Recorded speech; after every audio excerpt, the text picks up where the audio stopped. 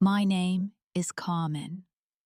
I am 62 years old, and for the first time in my life, I was not welcome at my own son's Thanksgiving table. The cold November light was fading in my big, quiet kitchen.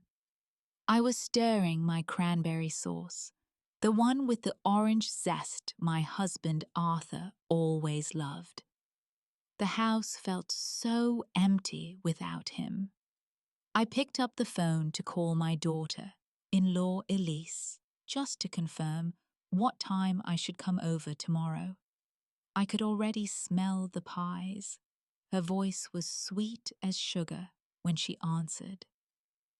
"Oh, Carmen," she said. "Julian and I were just talking. We think this year we should keep it small. Just our immediate little family unit. You understand, right? We want to start our own traditions for the kids." She said she was sorry. But as she said goodbye, I heard it clear as day. A soft, triumphant little smile in her voice. The line went dead. I stood there holding my spoon, feeling like a fool in my own kitchen. Before I go on, I want to ask you something. Where are you right now, listening to my voice? Is it somewhere that feels like a true home, or somewhere you have ever felt shut out? Let me know in the comments below. And if you want to follow along on this journey with me, please take a second to like this video and subscribe to the channel. Sometimes the quietest responses are the ones that change everything. The silence in my house after that call was louder than any noise. I looked around. This beautiful, sprawling home in Greenwich. Arthur and I built it literally and figuratively. We started that import business from our garage. Every piece of furniture here has a story of a deal. Made a risk taken, a celebration had. Julian was our miracle, our only child. We gave him everything. The best schools, the summers in Europe, the trust fund. After Arthur died 3 years ago from a sudden heart attack, Julian became my entire world. I clung to him and to his family. Elise came into the picture 8 years ago. She was sharp, ambitious, worked in New York City public relations. At first, she was charming. She called me Mom. But over time, the charm hardened into something else, a polite dismissal. She would cut me off mid-sentence. She redecorated their living room after I helped them buy the house, giving away the antique mirror I had given them. She called my style traditional. She said it like it was a disease. And Julian, my sweet boy, he just nodded along. He wanted peace. I told myself that was a good thing, a man who loved his wife. So I tried harder. I thought if I could be useful, if I could make their lives easier, they would want me around. I paid for the down payment on that house in Rye, not just a gift. I set up a monthly transfer from my account to theirs to cover more than half the mortgage. A gift from Grandpa Arthur for the grandchildren, I said. I paid the dues for their country club membership. I leased their cars. I even hired and paid for the bi-weekly cleaning service because Elise said she was too busy. For their first Thanksgiving in the new house last year, I handled everything. I hired the caterer, ordered the centerpiece, paid for it all. I was so happy to do it. I called Julian after Elise hung up on me. My hands were shaking. "Honey," I said, "what is this about Thanksgiving?" There was a long pause. He cleared his throat. Well, Mom, Elise feels, the kids are getting older. She just wants it to be us. It's not personal. He said it like he was reading from a script she wrote. That was the second blow, and it went deeper than the first. My own son was an accomplice to my exile. I did not sleep that night. I stared at the ceiling in the bedroom I once shared with Arthur. The hurt was a physical ache, a heavy stone on my chest. But around 4 in the morning, something shifted. The ache burned away, and in its place was a cold, clear fury. It was not a hot anger. It was calm. It was the kind of clarity you get after a storm has passed, and you see the damage in the sharp morning light. I had been so afraid of being alone that I paid people to include me. I subsidized my own neglect. I was not a mother or a grandmother. I was a utility, a funding source. When the sun came up, I got dressed not in my usual soft sweaters, but in a crisp blouse and slacks. I drove to my lawyer's office. Michael Henderson had handled Arthur's estate and now handled mine. I did not cry. I sat across from him and said, Michael, I need a complete and itemized list of every single monthly disbursement from the family trust and from my personal accounts that goes to my son Julian or his wife Elise. He looked concerned, but nodded. He pulled up the files. The numbers that came back an hour later made my head swim.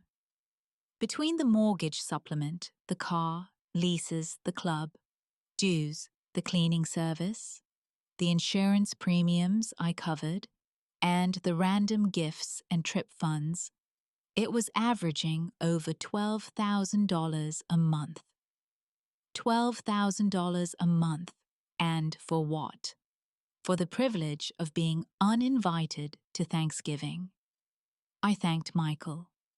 I drove home slowly, my mind working, like it used to when Arthur and I would plot our next business move. This was not about emotion anymore. This was a recalculation, a restructuring. I would not scream. I would not beg. I would not make a scene. That was what they expected. The emotional mother, the clingy grandmother. I would do something they would never expect from old traditional Carmen. I would be quiet, and I would be surgical. The plan formed with chilling precision. First, I would remove the immediate luxury they were taking, for granted the holiday they had so casually barred me from. Then, I would sever the financial umbilical cord, effective immediately after the holiday, so the shock would be real and they could not blame a holiday glitch. Finally, I would protect what was left of my legacy and my peace. On the way home, I drove past their house. Elise's new SUV was in the driveway. She was on the front porch, hanging a wreath with exaggerated cheer. She looked victorious. She had no idea the ground was about to shift beneath her perfectly manicured feet. The next morning, the Wednesday before Thanksgiving, I woke up calm. I made my coffee. I watched the birds at the feeder. Then I picked up my phone. My first call was to Valerie at Premier Events. We had worked together for 15 years. Valerie, it's Carmen. I said, my voice steady and professional. I need you to cancel the full-service catering for the dinner at my son's residence tomorrow. Yes, all of it. The turkey, the sides, the staffing, the cleanup. I will cover all cancellation fees. Just send the invoice to me directly." There was a pause on the line. Valerie, bless her, just said, "Consider it done." And Carmen, "Are you okay?" "I am now." "Valerie," I said. "And one more thing. Please do not call them to notify them. Let them call you. I appreciate your discretion." Next, I called my banker. I instructed her to halt every single automated transfer from my personal checking account to the joint account held by Julian and Elise, effective at midnight tonight. All of them. Then I called Michael the lawyer and had him do the same for the disbursements from the trust that flowed into their savings account, which covered the bulk of the mortgage. Finally, I called the country club and cancelled the family membership I was underwriting. I reinstated only a single membership for myself. By 10 a.m., it was finished. The machinery of their subsidized life had been quietly, irrevocably switched off. I felt no joy. I felt a profound and solemn quiet. I went for a long walk. I bought a single small pumpkin pie from a local bakery. I ate a slice that night for dinner alone at my big table. It tasted like freedom, and it was bittersweet. At 10 o'clock sharp on Thanksgiving morning, my phone erupted. It was Julian. His voice was a panicked screech. "Mom, what did you do? The caterer, Premier Events, just called us. They said you cancelled everything. The food for 25 people is not coming. What is going on? Are you having some kind of episode?"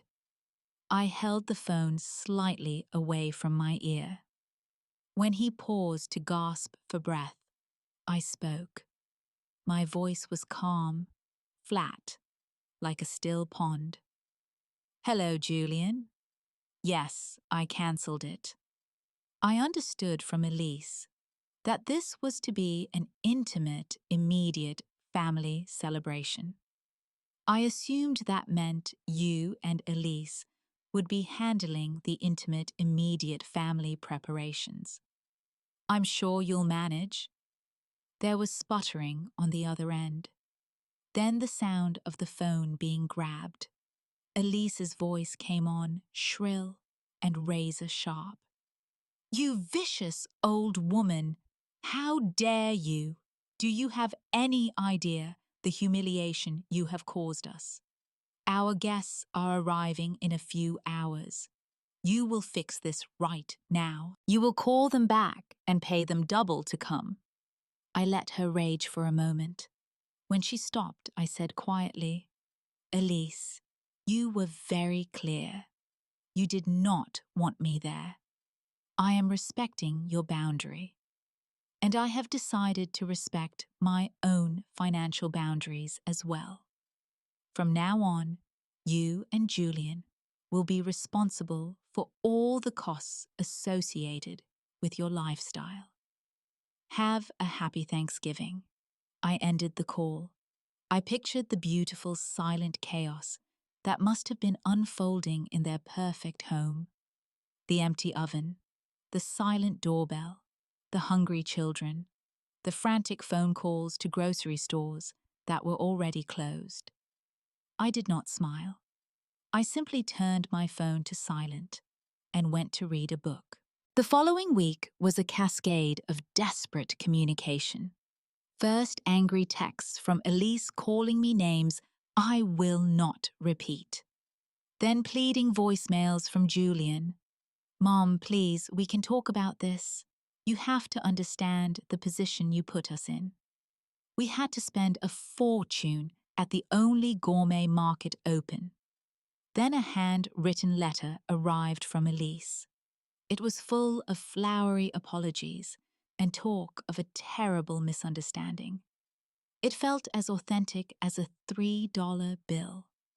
I did not respond to any of it. Finally, I agreed to meet Julian, alone, at a neutral coffee shop in Stamford. He arrived looking years older. His eyes were shadowed. He ordered a black coffee and slumped into the chair. "Mom," he started, "we are in trouble. The party was a disaster. But that's not..." The bank called. The mortgage payment bounced. Our checking account, it's empty. The cleaning service called asking why their payment failed. The club said our membership is lapsed. "What is happening?" He put his head in his hands. "We live on our salaries, Mom. The salaries cover the groceries and the utilities and the kids' activities. Everything else we depended on." He could not even say it. The help, the monthly gifts. I let the silence hang between us. I stirred my tea. "Julian, I love you." I began, my voice firmer than it had been in years. "But love is not a blank check. I made a mistake. I thought if I made things easy for you, you would want me around. Elise saw me as an ATM. And you, my son, you stood by and let her. That ends now. I will not pay another dime toward your mortgage, your cars, or your country club lifestyle. The house is still yours, but you and Elise will have to find a way to make the payments. I am setting up a small, protected educational trust for my grandchildren. That is all. I am taking my life back." The color drained from his face. He looked like a little boy who had just realized the game was over and the rules were real. After that meeting, I went straight to Michael's office.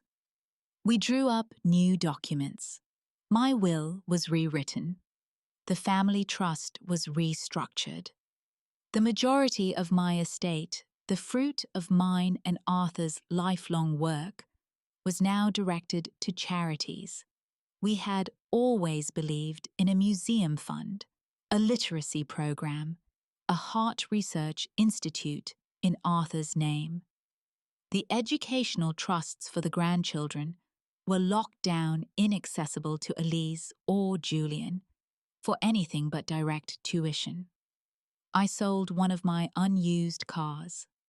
I started traveling, something I had been too afraid to do alone. I went to Maine and ate lobster by myself, watching the waves. I joined a book club with women who did not know my net worth. I started volunteering at the local library, helping children with their reading. The loneliness did not vanish. It changed shape.